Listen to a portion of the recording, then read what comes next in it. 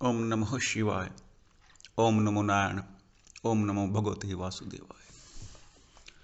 तुलसीदास जी कहते हैं, मनोवांछित वस्तु देने में श्रेष्ठ कल्प वृक्ष के समान है। कौन? जो रामचरित्र राम जी हैं, राम कथा है। क्या देने वाली है?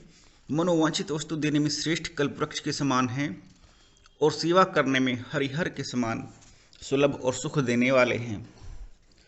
सुकवि रूपी शरद ऋतु के मन रूपी आकाश को सुशोभित करने के लिए तारागण के समान और श्री राम जी के भक्तों के तो जीवन धन ही हैं। सुकवि उसको कहा जाता है जिसकी कविता से कुछ ऐसा ज्ञान उत्पन्न हो जिससे जीवन जीने की प्रेरणा उत्पन्न होती हो, वो सुकवि कहलाता है। जैसे महाकवि कालिदास। कई तरह का रंग रूप, कई तरह की इच्छाएं, कामनाएं कालिदास जी के साहित्य में देखने को मिलती हैं। अगर आपको पढ़ने का मौका मिले, चाहे अनुवाद भी मिले, तो आप जरूर पढ़िएगा। सुकवि रूपी शरद ऋतु के मन रूपी आकाश को, शरद ऋतु, ये शरद ऋतु कहलाती है अक्टूबर नवंबर का समय, और शिशिर ऋतु कहलाती है जब सूर्यदेव धनु राशि में प्रवेश कर जाते हैं, लगभग 16 दिसंबर के बाद 16 जनवरी या 26 जनवरी तक। हालांकि मकर संक्रांति पर तो सूर्यदेव मकर राशि में प्रवेश कर जाते हैं, लेकिन जब सूर्य धनु में होता तो शिशिर ऋतु होती है। हर एक के मुंह से सीटी बजने लगती है, इतनी ठंड होती है। तो इस यहाँ तुलसीदास जी कहते हैं कि शरद ऋतु के मन रूपी आकाश को, तो कहने का तात्पर्य यह है, आप कभी अक्टूबर नवंबर की रातों में आकाश की ओर देखना। इतना जो सुहावना प्रतीत होता है आकाश और तारों की छटा और मौसम की अनुकूलता, जो समस्त प्रकार से मन को आह्लादित कर देने वाली है, प्रसन्नता प्रदान कर देने वाली है।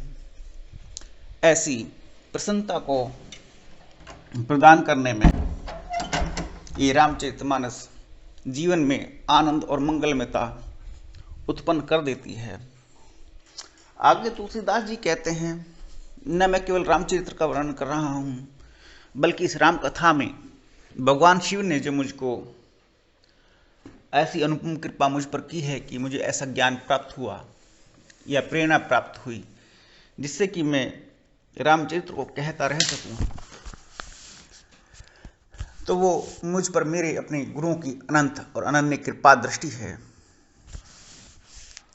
संपूर्ण पुण्यों के फल महान भोगों के समान हैं। जगत का छल रहित यथार्थ हित करने में साधु संतों के समान हैं।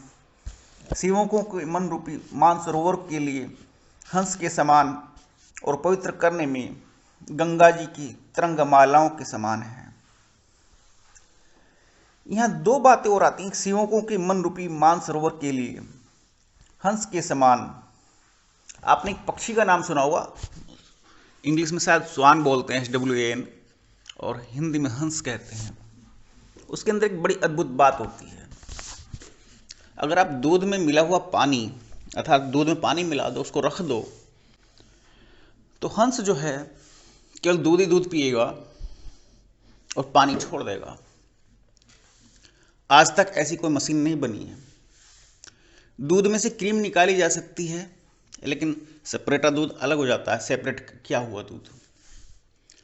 ऐसी अद्भुत कलाकारी प्रकृति ने बनाई है केवल हंस नाम के जीव में। और ये हंस कौन सा पानी पीता है? प्यास तो इसको भी लगती होगी, तो ये पानी पीता है मानसरोवर झील का। आपने कभी कैलाश पर्वत पर यात्रा की हो या उसके बारे में पढ़ा हो, सुना हो, तो कैलाश पर्वत के सिर पर सरोवर एक स्थित है, उसका नाम है मानसरोवर। ये आध्यात्मिक साधना में भी आता है, जहां आज्ञा चक्र और सहस्रार चक्र के बीच में जहाँ आज्ञा चक्र है आपका दोनों नेत्रों की मध्य, भ्रुकुटी की मध्य, और वहाँ से सहस्रार चक्र ब्रह्मरंध्र तक की यात्रा में एक सरोवर भी पड़ता है, उसका नाम है मानसरोवर। वहाँ से अमृत रिश्ता रहता है और वो अमृत योगी गण उसका पान करते हैं कई सारी भिन्न भिन्न योग मुद्राओं के माध्यम से। जब तक उसमें से अमृत पान गिरता है, अमृत गिरता रहता है, अमृत पान होता रहता है जीव के अंदर, जो अदृश्य रूप से चलता रहता है, बूंद बूंद करके गिरता रहता है, तब तक ही जीवन रहता है किसी भी जीव का, किसी भी प्राणी का, और वो पुण्य कर्मों के आधार पर संचित होता है। मानसरोवर में जो अमृत है या मानसरोवर में जो जल है, ये बड़ी अद्भुत और विचित्र और गोपनीय बात है। उसी बूंद के आधार पर भगवान शिव के ऊपर जलहरी बनाई गई है, जो शिवलिंग रूपी पिंडी के ऊपर जल चढ़ता रहता है, उसके ऊपर एक घड़ा रख देते हैं, मटका रख देते हैं, वह बूंद बूंद करके गिरता रहता है। गिर करके शिवलिंग पर जब वो जल गिरता है और वो बह जाता है, तो एक आम आदमी का गृहस्थी जीवन का संकेत होता है कि संभोग के समय आपका जो वीर्यपात होता है वो ऐसे ही है कि जैसे जलहरी में से जल बह गया और जमीन के अंदर चला गया, अर्थात अधोगति को प्राप्त हो गया। उस अधोगति से बचने के लिए भगवान शिव की आराधना अनिवार्य होती कि जीव अपनी उन्नति को प्राप्त कर सके, उस अमृतपान को स्वयं पी सके, रोक सके। इसलिए सभी आध्यात्मिक साधनाओं में वीर्य का स्टोर करने की, ब्रह्मचर्य को अपनाने की बात कही गई है। हो सकता है ये बात आपकी समझ से परे हो, लेकिन योगी गण और साधुजन और जिन पर गुरु और ईश्वर की कृपा दृष्टि होती है, वो इस बात को बेहतरीन तरीके से समझते हैं। आगे तुलसीदास जी कहते हैं, श्री राम जी के गुणों के समूह कुमार्ग, कुतर्क, कुचाल और कलयुग के कपट, दंभ और पाखंड को जलाने के लिए वैसे ही हैं जैसे ईंधन के लिए प्रचंड अग्नि।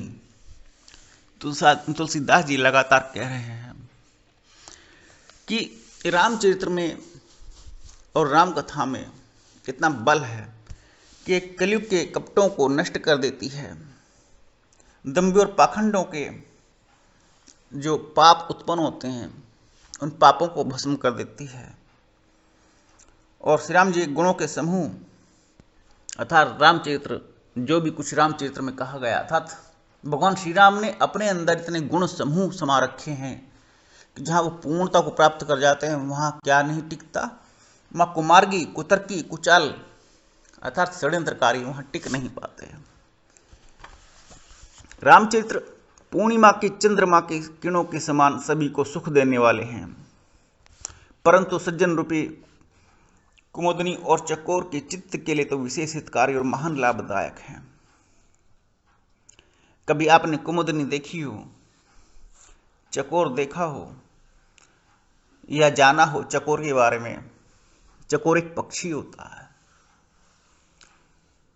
और वो आसमान में निहारता रहता है, चंद्रमा को निहारता है, और लगातार चंद्रमा को निहारते निहारते उसके अंदर इतनी प्रीति उमड़ती है, कई बार जो चंद्रमा को पाने की चाहत में ऊंचा ऊंचा और बहुत ऊंचा उड़ता है, और इतना ऊंचा उड़ता है एक दिन कि वो अपने प्राण त्याग देता है। ये चकोर की विशेषता है।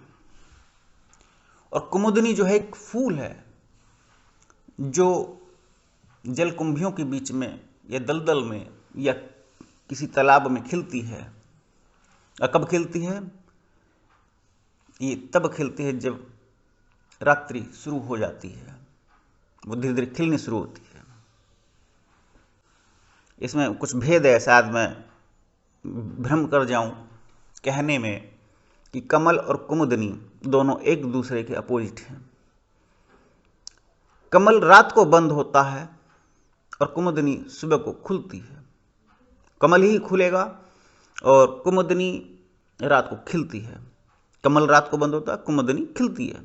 ये भ्रम दूर हुआ मेरा, क्योंकि मैंने इसके बारे में बहुत साल पहले पढ़ा था और एक कथा भी मैंने पढ़ी थी इसी विषय में कि कमल के अंदर अगर कोई जीव जंतु बैठ जाए, कीट पतंगा, तो रात्रि में उसका शयन स्थान वही बनता है। तो कुमुदनियाँ जो होती हैं और चकोर को जो सुख मिलता है, कुमुदनियों को कहाँ से सुख मिलता है? कुमुदनियों को चंद्रमा की किरणों से सुख मिलता है। ये सही कह रहे हैं रामचरितमानस में तुलसीदास जी, मेरा भी भ्रम दूर कर दिया। रामचरित्र पूर्णिमा के चंद्रमा की किरणों के समान सभी को सुख देने वाले हैं, परंतु सज्जन रूपी कुमुदनी अर्थात जो रात्रि में खिलती है और चकोर के चित्त के लिए अर्थात जो चंद्रमा को पाने के लिए लालायित रहता है, विशेष हितकारी और महान लाभदायक है। जिस प्रकार श्री पार्वती जी ने श्री शिव जी से प्रसन्न किया और जिस प्रकार से श्री शिव जी ने विस्तार से उसका उत्तर कहा, वह सब कारण मैं विचित्र कथा की रचना करके गा करके कहूंगा। कैसी अद्भुत बात है, कितना आनंद है, कितने प्रेम से भगवान शंकर ने पार्वती जी को राम कथा सुनाई। ओम नमो नारायण, ओम नमो भगवते वासुदेवाय, ओम नमः शिवाय।